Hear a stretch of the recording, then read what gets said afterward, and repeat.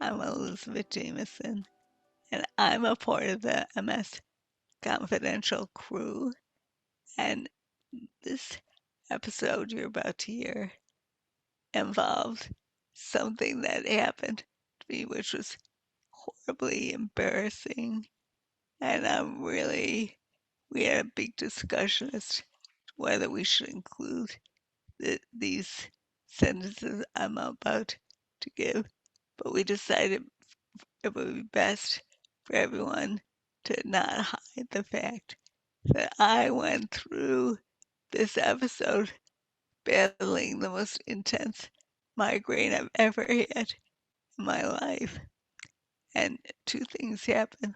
One is when the migraine aggressively asserted itself, I lost the ability to speak.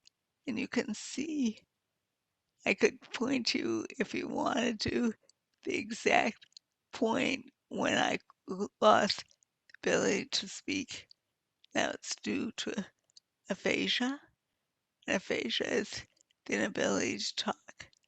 It's because of old lesions that occurred many years ago, which as I age are causing me problems when I have extreme stress of a migraine. The other thing that happened, which is very typical of my migraines, I laugh uncontrollably and may cry uncontrollably, and I lose word finding.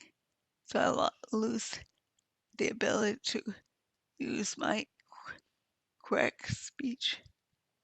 And that's what I've lived with for many years with my MS. It's not to scare people, to let you know what it likes, but it's like having brain disease like ALS, MS, and other diseases. Even though I'm to- to- entirely mortified telling you this, I'm just trying to be courageous and say this was like to have MS and to love my MS as best as I can.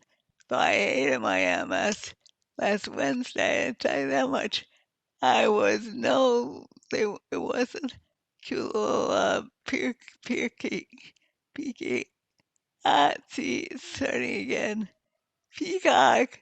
So anyway, here it goes. I love you guys. Bye. Welcome, everyone, to MS Confidential. I am so excited for tonight's episode.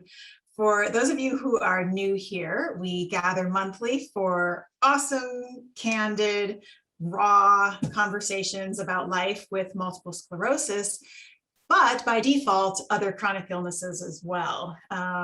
Tonight, we are asking our panelists and guests, are you comfortable in your skin? That's our topic tonight. So we're going to take that who knows where, lots of different places. Our three regular panelists are all in various stages of MS. We, of course, have Elizabeth Jameson, our director of MS Confidential, former social justice attorney, artist, writer, patient advocate, and in my opinion, the most genuinely curious human you will ever encounter on planet Earth. Kyle Cronick, he is currently studying for his master's in accounting, a career where, as he's stated, it feels so good to work with concrete answers when chronic illness is nothing but uncertainty. So I kind of think I understand accounting now. Thanks, Kyle. He's also been a really powerful voice over in the MS Instagram community. If anyone wants to follow him, he's at Gotta Keep Going. And then we have Annie Brewster. She is assistant professor at Harvard, practicing physician, and founder of an amazing nonprofit called Health Stories Collaborative. If you ever have questions about the research behind the importance of patient narratives, which is what we're all about here. Ask Annie. Narrative medicine is the future, in my opinion, and not just for patients, but for the able-bodied world as well.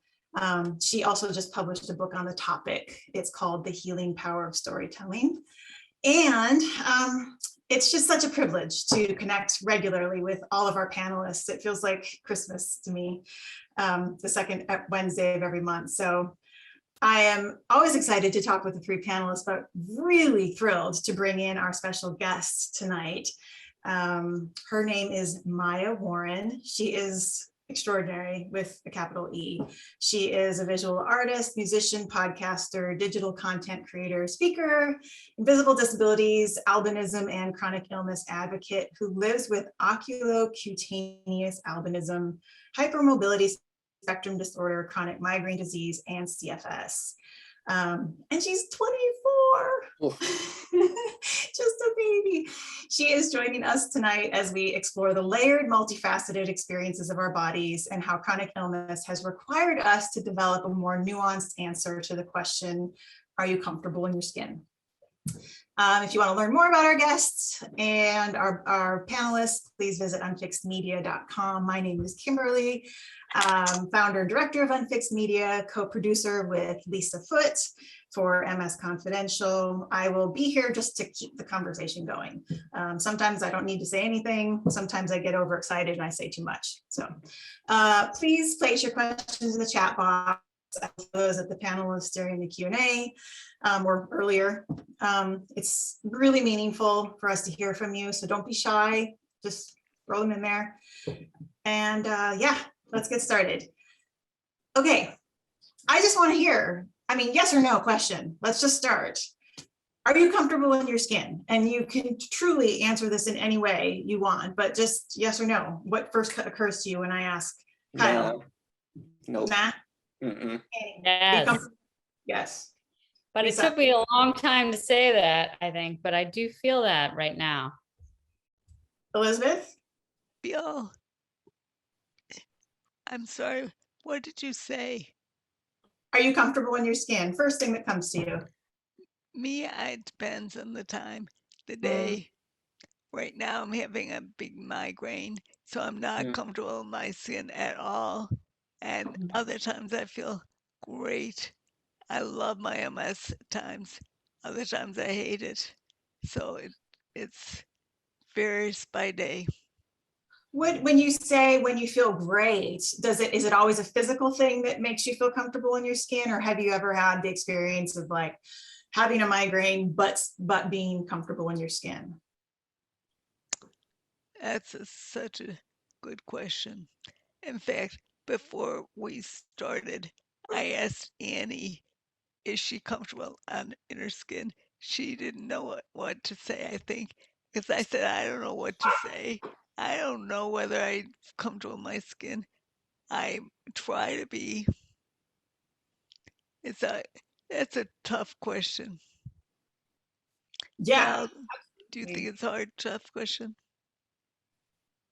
I Kyle? think it's a hard question. I want to hear from Kyle. Yeah. It's funny, I was just talking to my therapist about this today. And I am not comfortable in my skin. Currently, I feel like I'm at my physical worst that I've ever been. Dragging my feet around, and I just don't, that's just not who I am. But it is. It's just something I don't accept, and I don't recognize myself. So yeah, definitely not comfortable. So it sounds like you're saying when you are comfortable in your skin, it's like the person you feel like you are inside matches what's going on. Indeed, yeah. Do you remember a time in your past when you did feel comfortable in your skin? Probably wasn't that long ago. Probably a couple of years, but it's been years. Yeah. Yeah. The reason I think it's such a hard question, it's like, what does it really mean, comfortable in your skin? Yeah. Is it a physical thing? Is it an emotional thing? And I'm looking at it as like, not the moment to moment, because certainly there are times when I don't feel comfortable in my skin, but sort of the overall big picture of like, do I accept myself as I am? And I sort of feel like I finally in my life, it took me a long time, gotten to a point where I do, but that doesn't mean I like myself every day, every second, or feel good every day, every second. It means overall, I'm sort of like, what's the alternative? Here I am. Here's what I've got. That's my comfort in my skin. So it doesn't mean like the minutia of always feeling good. It doesn't mean that. Yeah, I think that's a really great way of putting it. Good and comfortable maybe are really subtly different. Comfortable might be a bigger, more global kind of experience. But you answered really quickly, Annie. You said yes. Yeah. Which is cool. I mean, that's a I mean, but as Elizabeth said, she prepped me. We spoke an hour and a half ago, and I was like, but I did say, I think even then I'm like, I think yes, but I then had a little bit of time to think about it. But so maybe my quickness was artificial. I want to know, Annie, when you're experiencing some symptoms of MS, how does that change things for you? No, I mean, I think it stirs up a lot, right? And it makes things more complicated, and it makes me feel anxious, and it physically bothers me, but it doesn't change that overall, like, I like who I am, and I am who I am, and I'm okay with that. And believe me, there are a lot of times when I haven't been able to say that in my life, but I feel like I have gotten to that point. It might change again, but at this very moment, I would say that to me is comfortable in my skin. Like, do I want to have another life? No, I kind of like the life I have, even though I know there have been bumps and bruises. I'm dying to hear your answer, because Yeah. you have so many skins, so Yeah, many let's bring colors of Maya your in. skin. And Maya, when you start, let's bring Maya in. And when you start, maybe just explain to the audience too, to all the different ways that, you personally interpret this question, because you got a lot of layers to it. Yes, Yeah. yes. Even as we speak, I'm experiencing one of them right now. All right. So should I start now? Yeah. Yeah. Okay. Yes. I want to Um, hear you, Maya. so yeah. So I live, as they said before, with a varying degree of experiences as it relates to my skin. The first being the most obvious is living with oculocutaneous albinism, which means I live with a lack of pigmentation in my eyes, hair, and skin. And this is also accompanied with photophobia, in addition to a vision impairment, and that the degree of impairment depends on the individual. And albinism in itself is a very diverse experience, and it can only happen at birth, and it can happen in any ethnicity or racial background. That being said, growing up as a Black girl in America with no pigment, like, imagine lacking the one thing that most people use to define you being a part of this particular ethnicity, and I lacked that. So growing up, I grew up with a lot of self-hatred, a lot of self-loathing tendencies, because nobody told me, what I had. Nobody explained why I was going to the eye doctor. Nobody explained why, I had a visually impaired teacher. Nobody took the time to sit me down and explain what incarnation is going on. And so it wasn't until like the 8th grade, well, even before then, where I kind of, took use of my school's computer, did some Googling, and I'm like, oh, okay. I found this organization called NOAA, which stands for National Organization for Albinism and Hypopigmentation.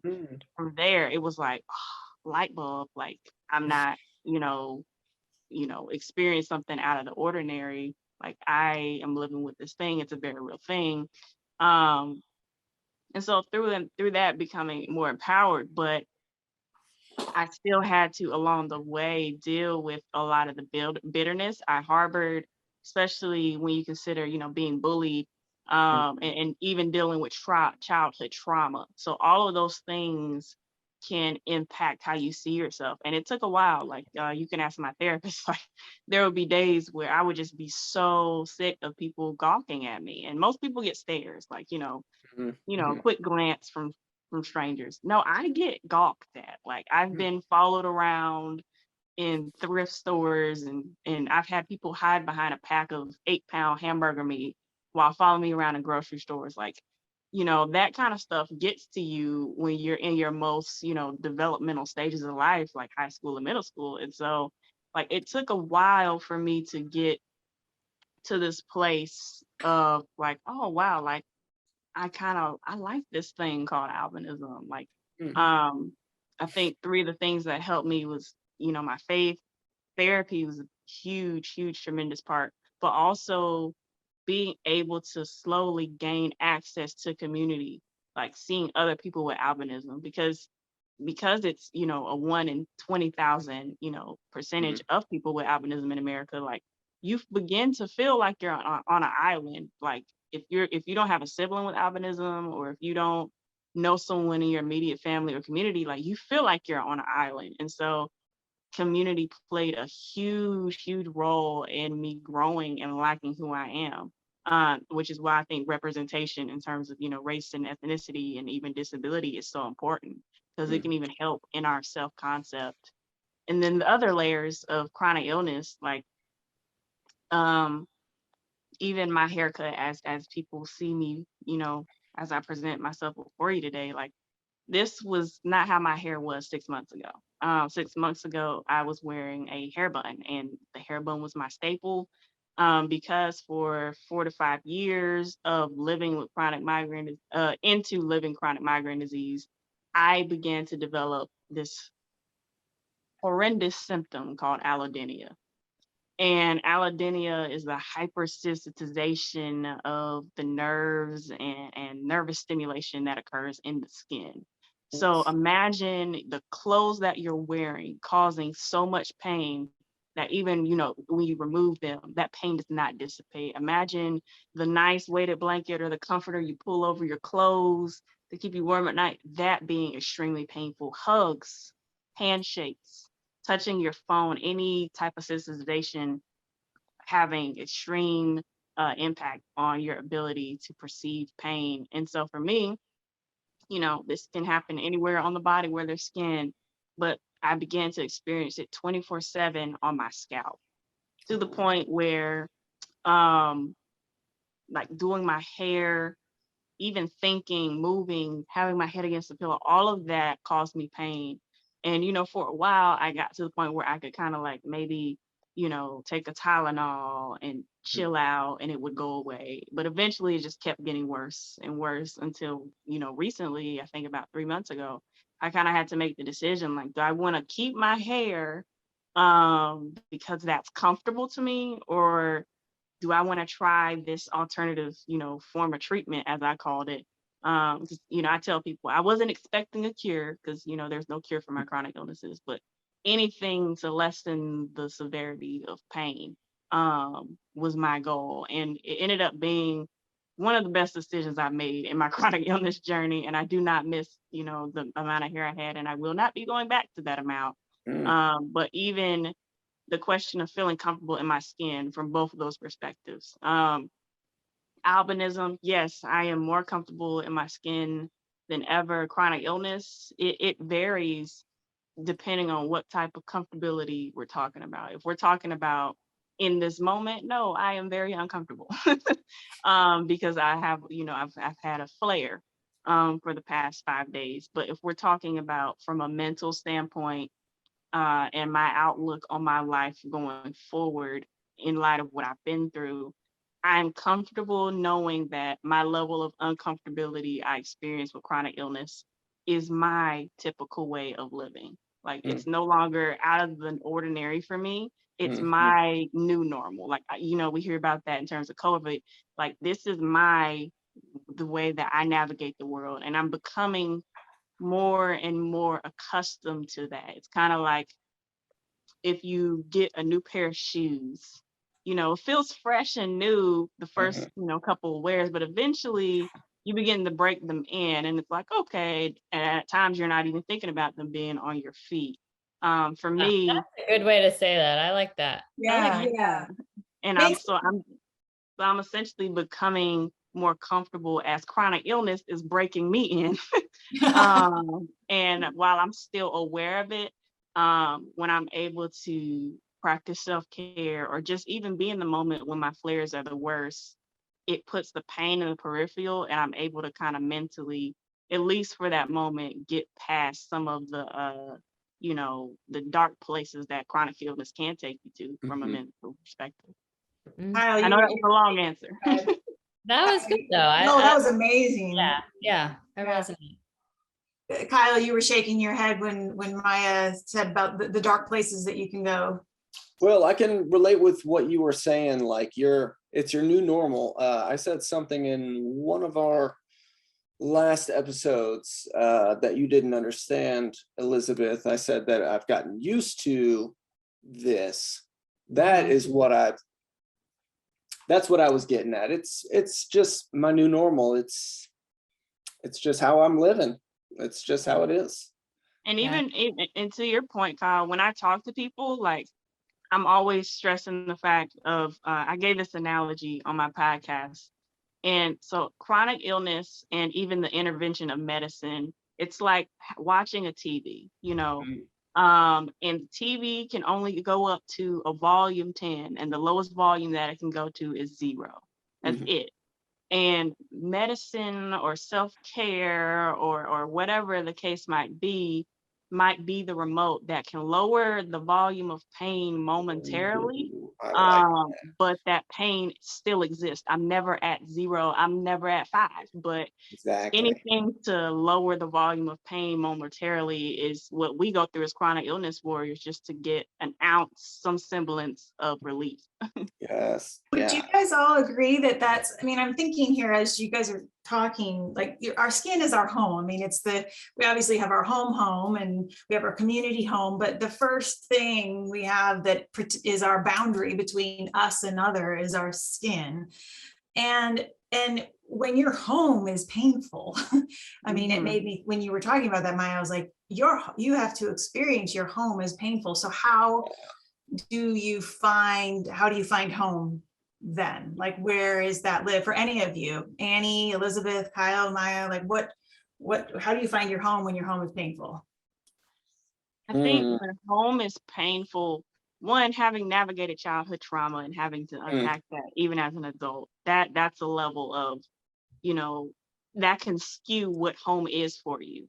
Then mhm. bring in chronic illness and disabilities, especially invisible disabilities. It can really warp what home is for, in a typical context for people. But when you're in pain all the time, I think home for me, how I find home is, finding some contact point. So for me, that contact point to reality is comedy. I like watching, I've Mm. before The Office, I'm binge watching that. I'm on Oh season 9. God.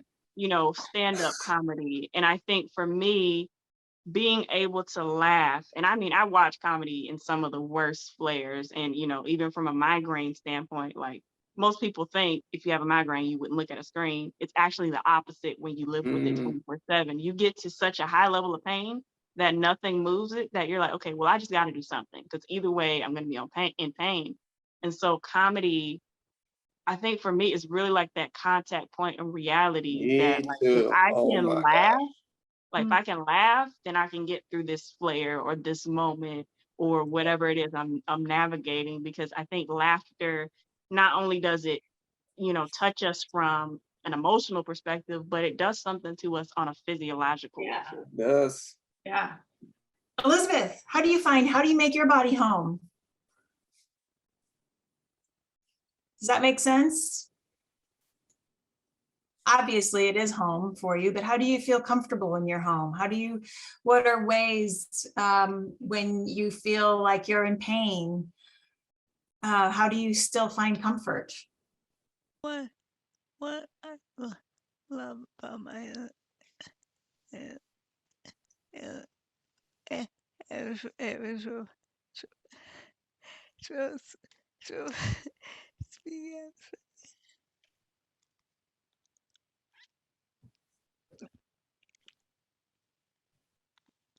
Why am I having trouble?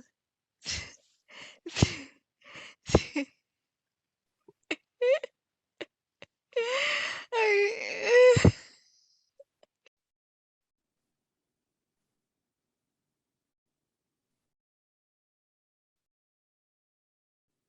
Elizabeth, you're muted now.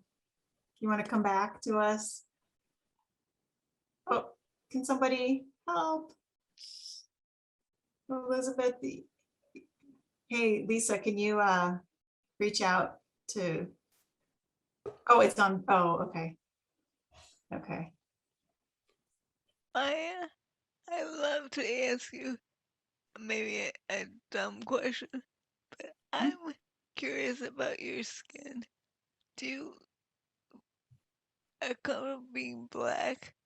What does it mean to be blonde and have the disability that you have and being black? What? Yeah. How do you really? So I think if I understand you correctly, I think you're wanting to know what is it like being Black and having albinism? Yes. Okay. I actually get that question quite a bit. And so it's interesting because um it's the interesting dichotomy in that not only in the context of my own ethnicity, did I feel like I had to prove myself. Like, so I feel like I had to prove like, hey, I'm also African American, like, you know, I share in this experience, I just don't have pigmentation. But there was also the pressure to prove it to other people who were not a part of my ethnicity. I remember in high school, I was in social studies class and I was talking to my friend Yvonne, and we were having a good old time because we had finished our work early, and there was a girl sitting in front of me who was of another ethnicity, particularly I think she was East Indian, as you know. And she turns around and I'm like, hey, how are you? She's like, I'm fine. Hey, are you Black? And I look at my friend Yvonne and I'm like, yes. And then she turns back around. So I think that's the end of it. Then she turns right back around again and she goes, but you don't talk Black. So like even in that moment, as a Black person in general, there's always this psychological reaction that happens because there are stereotypes that occur or attached to being a Black woman. Like people expect, oh, she's gonna, be aggressive or rowdy, or she's gonna pop off. And so by nature of being Black, sometimes we like suppress that because we don't want to fall prey to those stereotypes. But at the same time, how do you do that when you need to like stand up for yourself?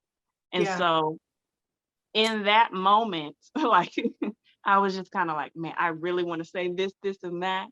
And when I'm upset, I have this thing where like I'll literally visualize me saying or doing something, and then like my conscience will be like, nah, we're not gonna do that. Let's bring it back in. And that's what happened. Like I didn't say anything to her.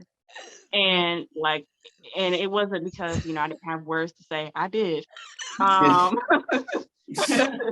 but it was more so like with albinism, you really have to pick and choose your battles. But as I've grown, it's discerning, are people being malicious or are they just ignorant? The intent, And yeah. and what happens is more often than not, there's so much misinformation regarding albinism. That's why I tell my friends, like, don't Google it, just come to me. Yeah. Because even Google has so much misinformation. Like there's definitions of albinism that say it's a disease and a disorder. Those are wrong. It is a medical condition. Okay. And so by nature of dealing with that, it feels like, I have to have apologetics for not only my ethnicity, but for my medical condition. Yeah. And, like even making sure that, okay, how I respond, because if you're in the minority, if you're in the majority, this doesn't particularly happen. But if you're in a minority, and that can be disability, race, whatever the case might be, you're often seen by a majority group as the representative for that minority. So never, very rarely is your identity just you when people see you and you're in a minority. So if one African-American individual does something, we all get looked at as like, well, that whole group does this. If someone with a disability does something, whether it's good or bad, their whole group does this. And even with albinism, that happens. So if I respond to someone who's ignorant in a malicious way or just in a human way, it gets looked at, well, all people with albinism, act that way. And so I'm always like juggling all of that at the same time. Which I think is actually a really good thing to think about when we talk about being in our skin, is not just how we feel physically, but how we feel and how that our environments and our communities impact how we feel. And I want to, Maya, you have a great quote, and I want to bring that quote in. I'll just read it to you guys. And then while I read it, I want you guys to kind of think about how your environment, your friends, your community, your social networks have or haven't helped you become comfortable in your skin. So your quote, Maya, is just because you have physical proximity to an individual or a community doesn't mean that you have actually positioned yourself to be receptive, discerning, and appropriately responsive to their needs. It takes active learning, loving, and listening.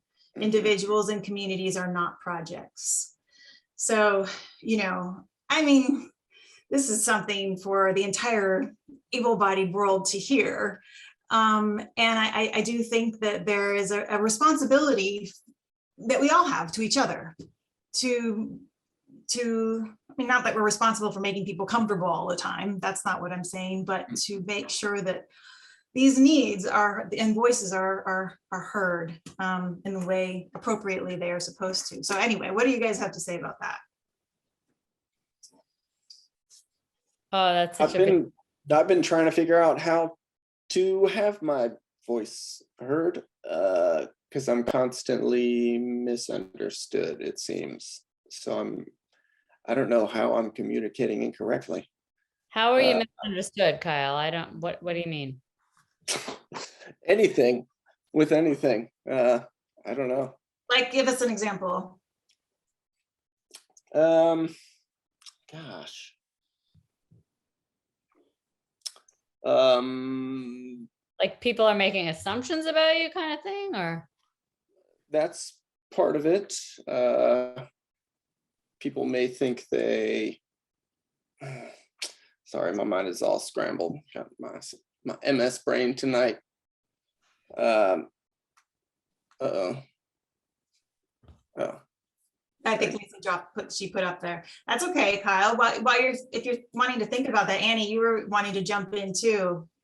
Yeah, it's such a big question. I find myself thinking of the word identity. I just keep going to identity. Like, what does that mean? And for me, I think that's an important word. And who am I and I think ultimately has to come from us. Who do we perceive ourselves to be? But of course, there's always this interplay between, what other people perceive and how they see us and community and all of that. So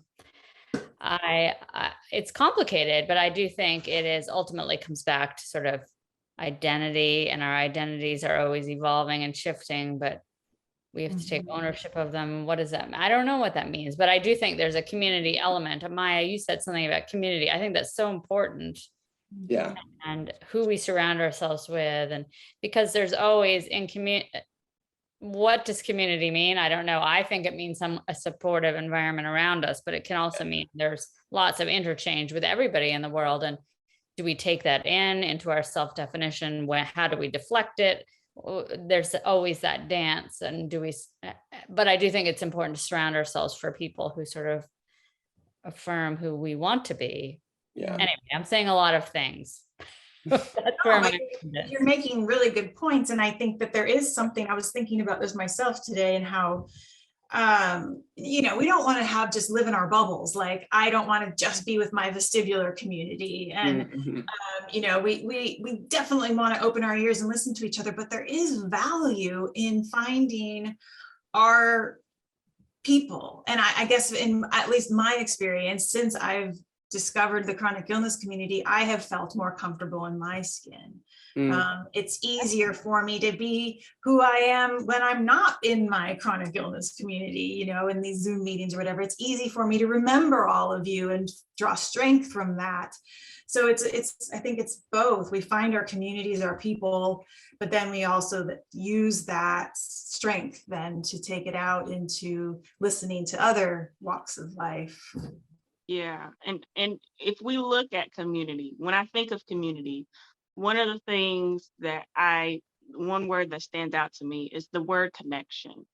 And I think in many aspects, society has lost that root foundation of connection. Because even with social media, we can have the illusion of community, but we can be ultimately disconnected because, you can go online and look at all the chronic illness memes and feel a sense of community, and then turn your phone off and then feel just as alone as you were before looking at those memes. And so I think the connection point of establishing a connection, because if you think about it, community is designed to find a sense of belonging, which if you look at Maslow's hierarchy of needs, that's one of the foundational pillars of the human experience is belonging, which comes after, food, water, and all those important things. But to belong, what does it mean to belong? Well, when we belong in a community context, like we're talking about with the chronic illness community, we feel connected in a shared experience.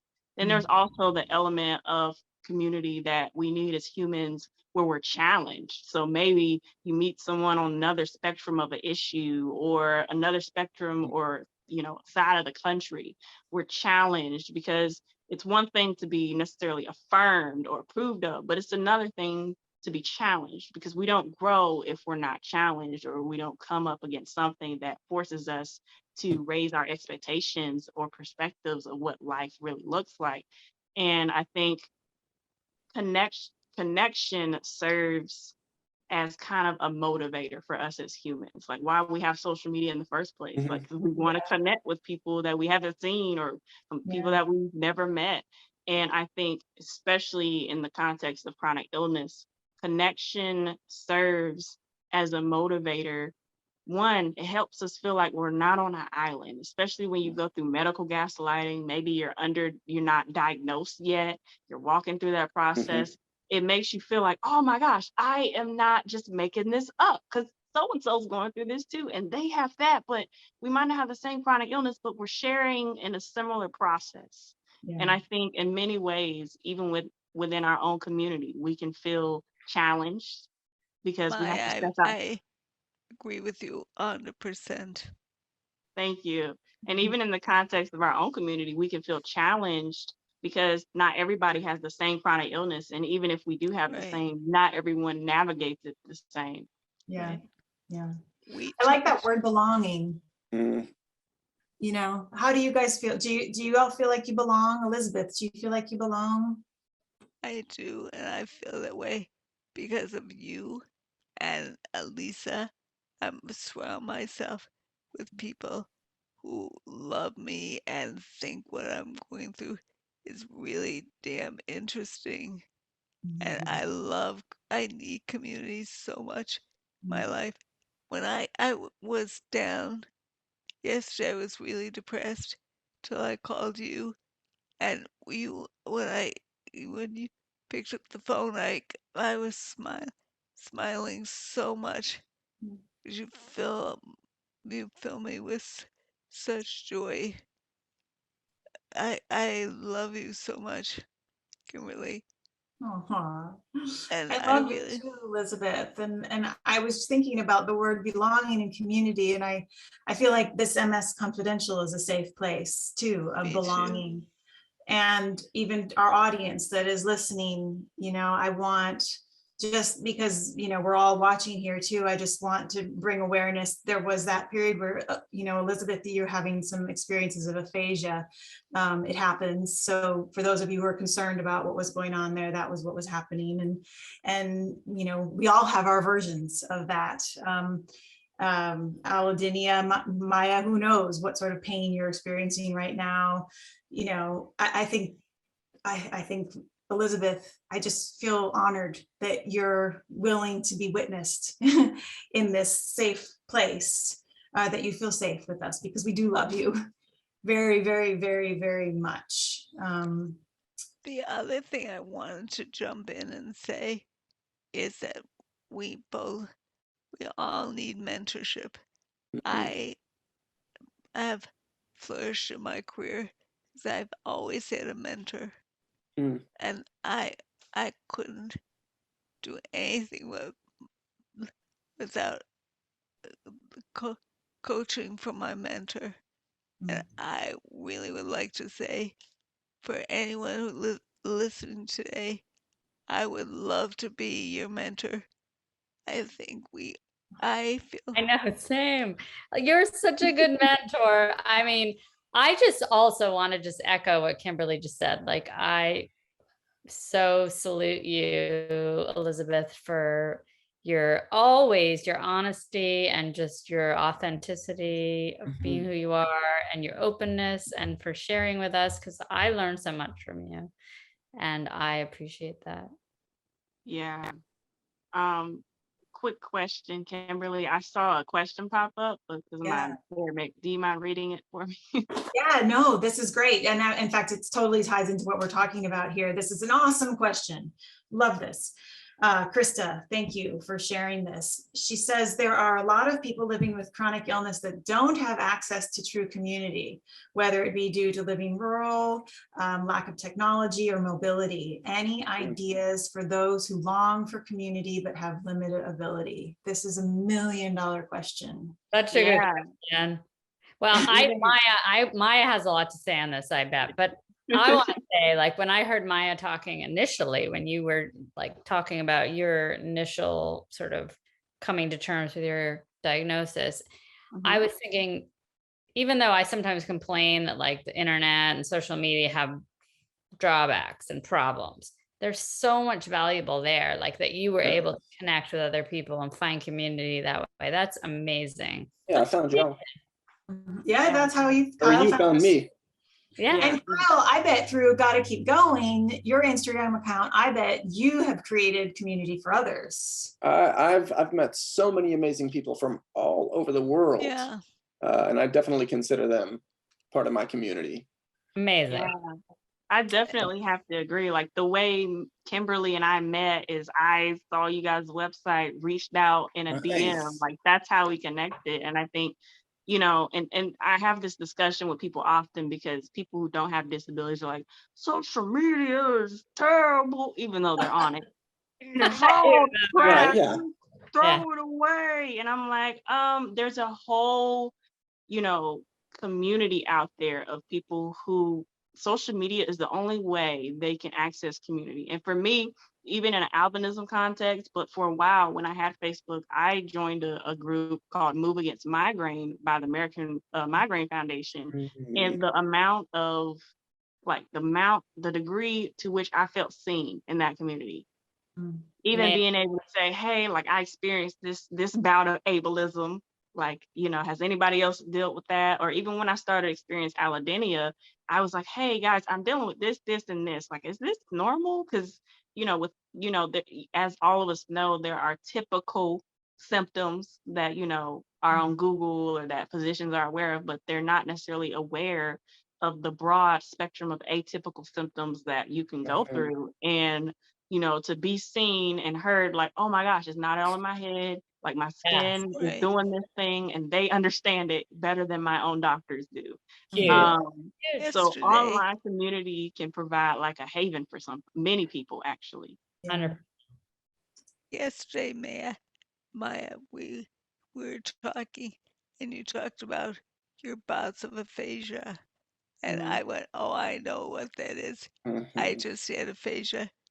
And this during this phone call, and most of my friends don't have any idea what No. aphasia means, and I suffer from aphasia a lot. Mm-hmm. And I'm so happy that I knew that about you. I felt you're a safe home where I can call. And yesterday I was depressed. I talked to Kimberly and I talked to you, and I felt what blessings I have this of chronic illness community. 'Cause I love you perk me up, and I love what you do with your life. And I really want to tell people in the audience I'd love to be anyone's mentor. It's what I morally need to be doing. I'm now an old woman. I want to be your mentor. And you have a lot to offer, Elizabeth. Yeah. And Yeah. I mean, I think, like, to answer Krista's question, it takes maybe a little bit of seeking on that person's Right. part that might be rural or doesn't have as much technology. And let's maybe Right. eliminate the fact that maybe they don't have social media.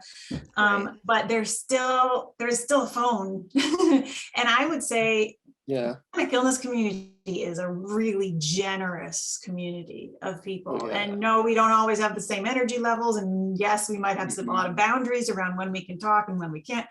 But when we are available, we are 1,000% there. And so We're I would generous say, because we've been isolated. yeah. That is We so know true. what isolation means. Yeah. Yes.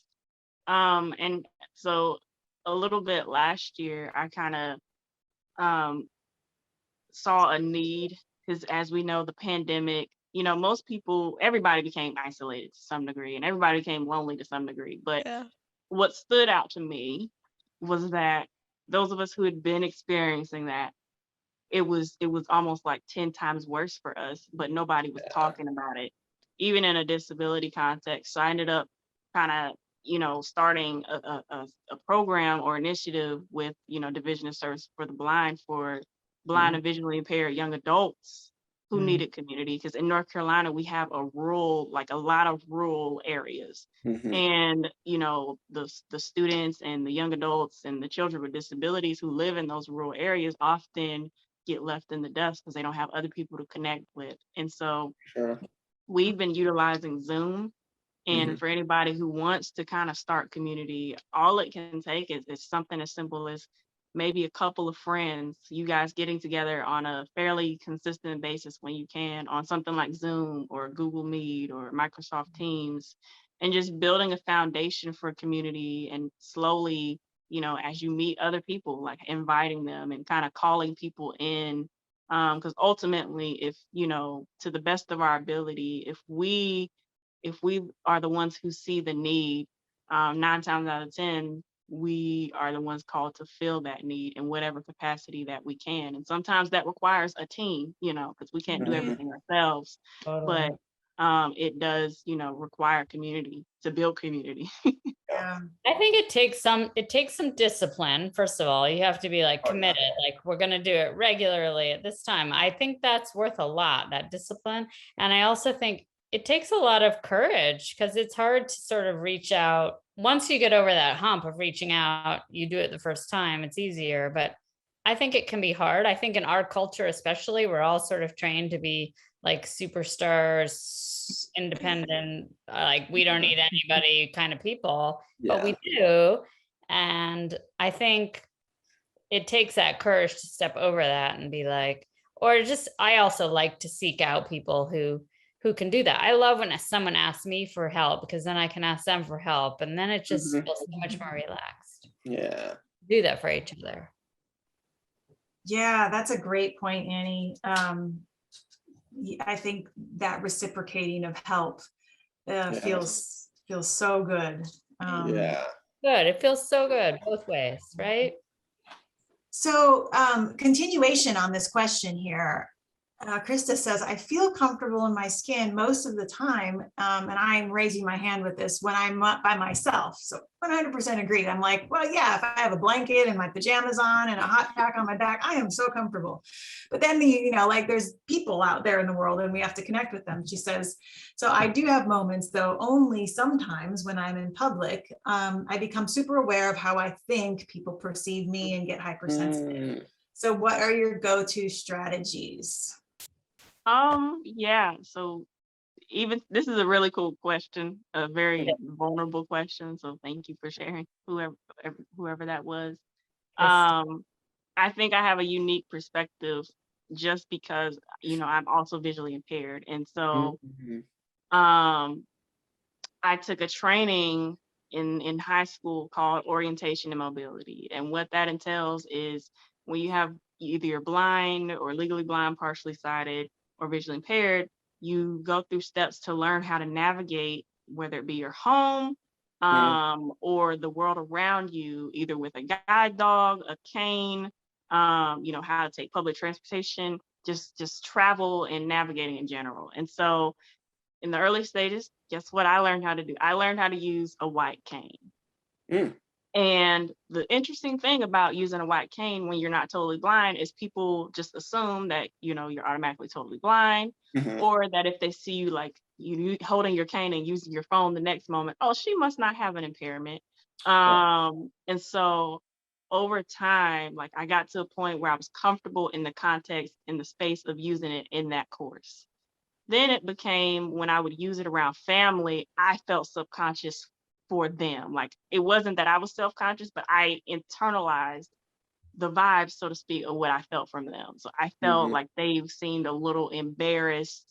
They didn't know how to interpret this, like, oh wow, this teenager we've known all their lives, she's using a cane now. Like, why she need to, all the things that they didn't say out loud. I sensed it and internalized it. So I stopped using it for a while. And it wasn't until recently that I got back in the swing of things, not out of spite or anything, but I'm in a different stage in my life where whatever it takes for me to be able to move around independently, that's what I'm gonna do. And if somebody feels uncomfortable, they just gonna feel uncomfortable, because I live uncomfortable in terms of pain every day. They can handle emotional uncomfortableness. And so and just seeing over time, being able to use my cane and not caring what people think and letting people assume what they want to assume, and just kind of walking in that, even from a chronic illness perspective, it translates, because now, like, even in my music or the art that I create, like, I'm done masking. Like if they hear the aphasia in my song, they're going to hear it. Yeah. If it ain't mixed, I'm done masking. That's a good line. Yeah. I've gotten to that done. point. Like, It takes ultimately, balls, though. Yeah, it does. Kyle, I want to hear you say what you said you've gotten to that point. Because exactly what she was saying is exactly what is on my mind. I used to be so self-conscious sometimes. What you think their interpretations are so palpable. And that was some stress, but I've just let that shit go. Let them think what they're gonna think. And was it a decision? Was it like a moment where you're like in the shower and you're I'm just so tired. I don't have energy for this. Exhaustion, I think, is a good motivator for that. I think you're right. Yeah, I feel like I woke up every day like I just got beat up. That's how I start my day. So that's just trivial stuff. But what if it took a while? Yeah, it takes a while. Elizabeth, what were you saying? I like everyone to repeat the answer to the question. What are your go-to strategies? Oh, that's a good one. Yeah. What are your go-to strategies? Annie? For when I feel out of sorts or out of my own skin? Or in public situations specifically, like in public situations. Oh, I was gonna say like Netflix. I guess that's not a public situation. I'm totally there with you on that one. I go home.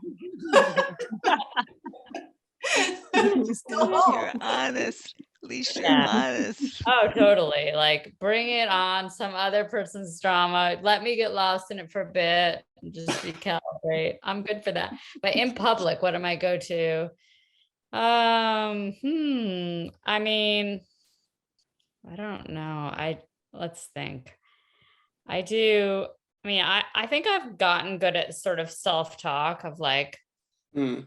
you know, self-talk. I'm good. I'm comfortable. Like, but sometimes, and I think this is a drawback, but it can, like, I can get judgmental of others as a defense of like, I'm good. You're all full of shit and I don't need you and you're not evolved people or whatever. And that's judgmental. And that's probably not the best strategy, but that does help me sometimes pull myself up. But I try to then open up to, you know, everyone's doing the best they can. And I go to the bathroom a lot. I literally have bathroom, that's a very practical like answer. I'm feeling overwhelmed by everyone in the room, and I just I love like, that. sometimes I can't physically get it back if I do everybody. that too. The piece in the stall, you're like, okay. I And you look at definitely, yourself in the mirror, you're like, it's good, we're good. Yeah, it's like just me time for a minute. I mean, I think some of us just are sensitive, you know, and that, like, you know, Krista, I don't have the huevos either. Like sometimes my huevos are at home. I love that. yeah, I think I love that so much. I agree with both of y'all. Like one of the things that I do, I'm introverted for those who don't know. You know, my personality on the Myers-Briggs test is the INFJ and the rarest personality type. And we can often look extroverted, but we're very introverted. And so my go-to is, let's hypothetically say we're in Walmart or Lowe's. My go-to is to go somewhere where people are not. So that's to the furthest corner of the store. If that means bringing headphones with me and putting them on, or wearing my earplugs, like tuning the world out for a few seconds so I can get my heart rate back down, calm the anxiety down. And then my next go-to is like, Kimberly, go home. Go home. You know, I'm aware, this could keep going. There's so much here, but we've got 5 minutes left, and I want to bring Lisa in because she's got a really awesome question to end us with. So Lisa, you want to come in? 6 minutes, sorry, we have 6 minutes left. Give me just a moment. So I just want to go back to the quote, and I'm gonna, I want to share it, so bear with me. I'm going to share my screen again, and I know, Annie, you messaged me saying, what was that on the screen? That's because I needed to put my glasses on. I couldn't read it. It was too little, but maybe I can this time. No, it's fine. It's just that I can't do two things at once, apparently. And maybe someone could read it out loud. That would be I will read it out loud. And the Okay. reason why I want to read it out loud and show it is because that for someone like myself, who is what we call able-bodied, and we had that conversation the other day, Maya, with you about ableism. And I don't want to get too far into it because, you know, we're almost done. But I do think it's important. I mean, this really struck me. That just because you have physical proximity to an individual or a community, it doesn't mean that you have actually positioned yourself to be receptive, discerning, and appropriately responsive to their needs. It takes active learning, loving, and listening. Individuals and communities are not projects. And so I know from working with Elizabeth for now a little over 3 years that I think I do okay with the receptivity and discerning, but not always appropriately responsive. And I'm learning that. But I think that I've had the good fortune of having 3 years with Elizabeth. And so I think I mentioned to you when we were talking the other day that empathy for me is difficult because I can't empathize. That I don't know what it's like to be any of you all. I don't, and I won't. And so that's a difficult word for me. But for people who want to do better, who want to start thinking about this very quote, I wonder if there's any kind of starting point that Yeah. you think would be useful, Yeah. because a So lot of us don't know what to do, to be honest. yeah. So sometimes let's start at the foundation. And I think my quote kind of frames the difference between sympathy and empathy. Sympathy ultimately says, let me look at your situation through the lenses of my own experiences Mhm, and let me interpret it that way. mhm, And often that lends ourselves to shutting down the parts of our brain that can be receptive to someone else's story, and it makes our brains more active to our own story in light of somebody else's time. Mhm. Whereas empathy says, let me look at your experience for a second from your perspective. So let me think like, okay, if I had, a vestibular related kind of illness, like I can only imagine. Tell me more about that. Like, what does that entail? Like, I'm sorry you're going through that, and I can't take that pain away from you, but I'm glad I get to know you and experience, being adjacent to you, and maybe I can help teach me. Because I think ultimately people with invisible disabilities, chronic illness are not seen for the value that they have in their own lived experiences. And I think the moment when we start valuing, like, hey, this person, they might not be able to do things typically, but while they're bedbound, they're probably doing some other great things. They might be writing a book for all you know. They mm, might be engaging in relationship, checking on people who probably should be checking on them. Like, you just never know. And so it starts with recognizing, okay, empathy begins when I allow myself to turn off the parts of my brain that wants to react and turn on the parts of my brain that wants to learn and listen. I love that. listen, Learn. I do yes. want to say that that's important, because I think what we've been taught about empathy, at least what I've been taught, so I don't want to speak for everybody, is that you try to Mhm. put yourself in somebody else's shoes, and I cannot. Yeah. Mm, And But you can so I try. can't. And I think that I'm that's what worried about self-projection. Like, how would I mm, mhm. feel? Right. Do you know what I mean? Yeah. How would I feel if that was Right. happening to me? And I feel like that's a block. maybe it's And And, just and openness. That's what, like, from what you just said, Maya, what I took is like an openness to, like, I want to learn from you, a Mhm, receptivity, wanting to hear your perspective. And Wow. I don't think that necessarily means we have to have lived it. mhm, no, and Yeah, I think yeah. And I think to your point, that's often the misconception because many times we'll hear things and I think, become desensitized because we think just because it hasn't hit our front door, then it shouldn't be important to us. When in right. actuality, what should be taking place is a humbling of ourselves because sometimes, you hear someone else's story and you're like, well, I remember when that happened to me. And, you get that a lot in chronic illness. Like people think, Mhm, migraine is a headache all the time, and that's not what it is. right. And like, getting yeah. to a point where you're not interjecting, but you're listening. And people devalue listening because it takes time. Things that take time often are valued as the least effective, but when they're the most impactful. Like if I sit here just listening to all of you has been a wonderful experience for me. Even Elizabeth's moment where she was experiencing aphasia, I experienced it, maybe not to that degree, but to hear her not mask her experience, not cut the Mhm, camera off, not cut off her mic, do whatever it takes to, say what she needed to say. That moves me because that encourages me. I might not experience MS, but guess what I do get to experience is being in this moment with you all, hearing your story. And now I develop the muscle of compassion to appropriately respond because now we're building relationship. Well said. That Oh, was mm, I have beautiful. goosebumps, guys. When I want to respond, what what is your go-to strategy? And my go-to strategy is talking with e- every one of you on the screen. My first strategy one is to talk to Kyle because I love Kyle and he's so sympathetic and accessible, and Kimberly makes me smile so much. So I would talk to Kyle, then I talk to Kimberly, then I would talk to Lisa.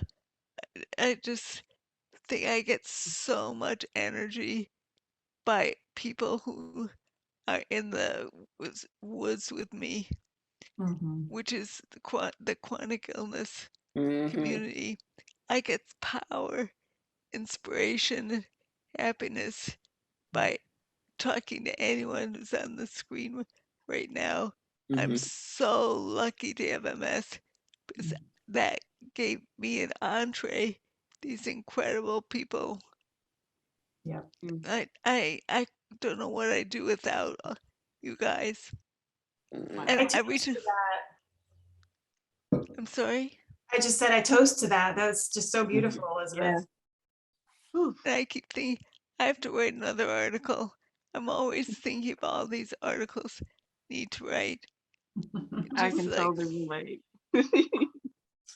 Well, I want to wrap this up. Thank you, everyone. This is a gem. Wow, this conversation. I feel a little bit buzzy right now. But I also want to say to the audience, whoever is listening or whoever will listen on the YouTube channel, if you're feeling like you want this kind of connection, come to us. I Yeah. mean, we're on social media. We have YouTube channels. Find us. and I'll be your Conversation with mentor. you. I Elizabeth, volunteered to be your mentor. yeah. So this is beautiful. Thank you Maya, guys. it was lovely having you with us. Thank you. Yeah. Thank you Yes. all for just allowing me to share this space and time with you all. I don't take it for granted because I know we Maya, all have a certain amount of spoons. I love you so much, Maya. I just want to talk to you on a weekly basis. You're I would love amazing. that. Yes, Maya, thank you so much for joining us. We haven't had anybody back yet, but I'm already like, can we get Maya back? Yes. And I want to thank Lisa Foote and Kimberly Warner for Mhm. letting this happen. Because I Definitely. Yeah. couldn't have done it without Kimberly and Lisa. Yeah, So and thank Lisa, you. big shout out to Lisa because I have been trying really hard for like 2.5 years to get able-bodied people to be interested in this stuff. Mhm. And Lisa, you're like carrying the flag full on. So, I mean, huge props to you.